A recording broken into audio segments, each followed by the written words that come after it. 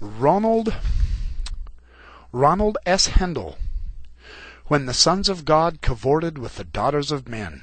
This is in the Herschel Shanks edition called Understanding the Dead Sea Scrolls. This is by Random House. I believe this was published in 1992 by the Biblical Archaeology Society. Hendel notes on page 170 that recently a fragmentary text from among the Dead Sea Scrolls was found to contain Deuteronomy 32, verse 8. Written in late Herodian script, that is the late 1st century BC to the early 1st century AD, this fragment is now our earliest Hebrew text of Deuteronomy 32:8. The last phrase in the verse in this fragment clearly reads, "the sons of God," not the sons of Israel. And he has a picture of it. You can see this, the B'nai Elohim. You see the Aleph, the Lamed, the Vav, the Hey, and the final Mem. The B'nai Elohim. It's right there on that fragment. It's amazing.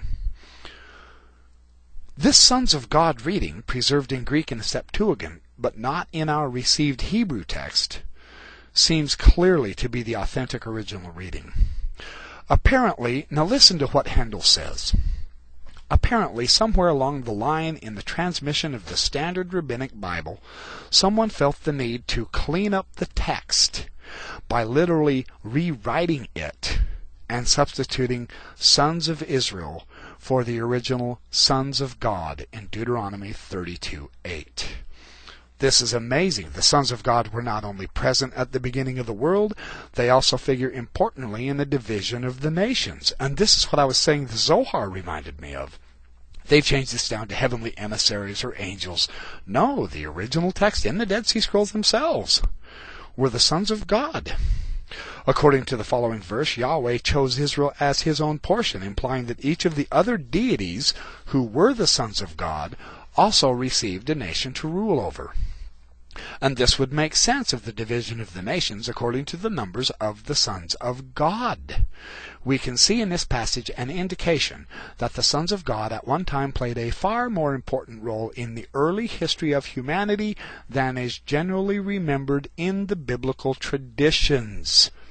And this is something Adams does not note in his argument against the LDS idea.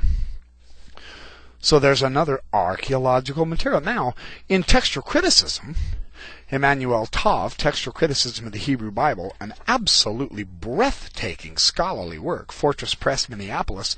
This is 1992. He had access to this too, see? On page 269, Tov is discussing the 4Q Deuteronomy fragment in the Dead Sea Scrolls. He says the Song of Moses referred to an assembly of the gods. And he says, compare Psalms 82 and 1 Kings 22:19. In this assembly of the gods, in which the Most High, Elyon, fixed the boundaries of the people according to the number of the sons of the god, El. Well, and finally, I want to get to Dan Peterson's text, Ye are gods, Psalm 82 and John 10, as witnesses to the divine nature of humankind. This is chapter 17 in the Festschrift for Richard Lloyd Anderson, the disciple as scholar.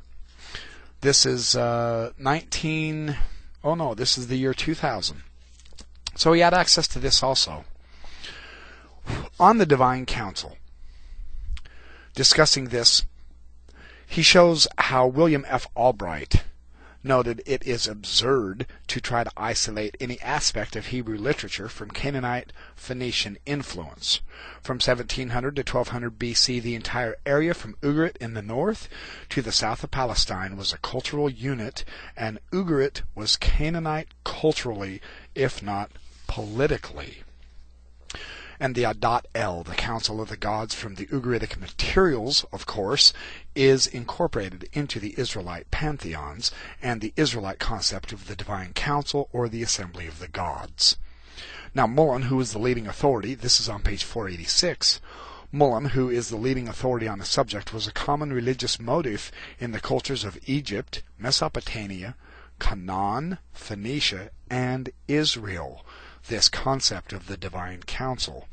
Notice how Adams had tried to isolate the Mesopotamian and Egyptian from the Canaanite, and then he tried to isolate Israel from the Canaanite. You can't do that.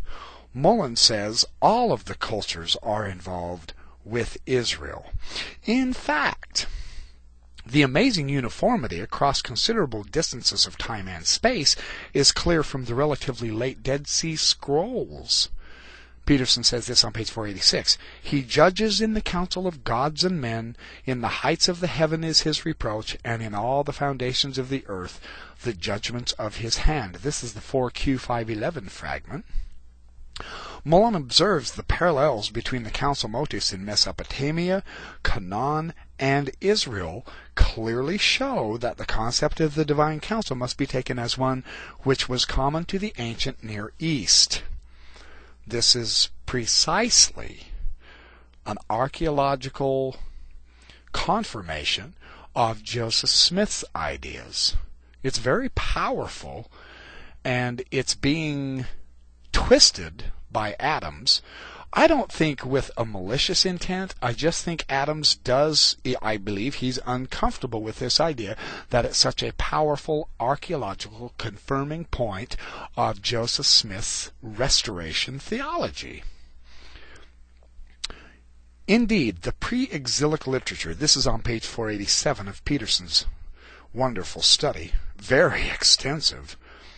The pre-exilic literature of Israel depicts the counsel of Yahweh in the same manner as does the description of the assembly of El in Ugaritic mythology. Our major evidence for the council motif in the Old Testament is found primarily in Israel's pre-exilic literature, especially in the Psalms and the other poetic writings, where Canaanite influence is most easily seen. But this concept of the council does run through the Old Testament as a continuing theme of Yahweh's power and authority.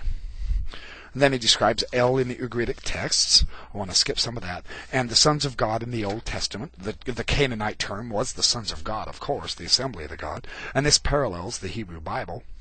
Psalms 29:1 has long been recognized by scholars as an Israelite adaptation of an older Canaanite hymn.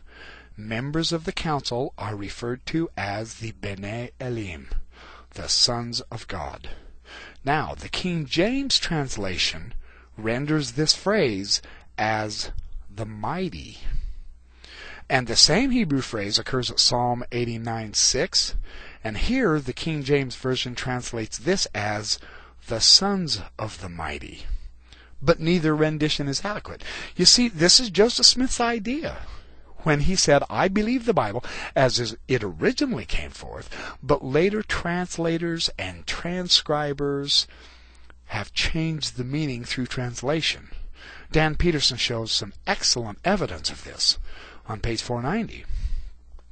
In both passages, the New Jerusalem Bible chooses one of the best of the modern translations, gets things precisely right by translating the Bnei Elim as sons of God. And even Frank Moore Cross, in the opening verses of the psalm, he sees as addressed to the divine council. And here's how Frank Moore Cross translates this. Ascribe to Yahweh, O sons of El. Ascribe to Yahweh glory and might. Ascribe to Yahweh the glory due his name. Fall down before Yahweh who appears in holiness.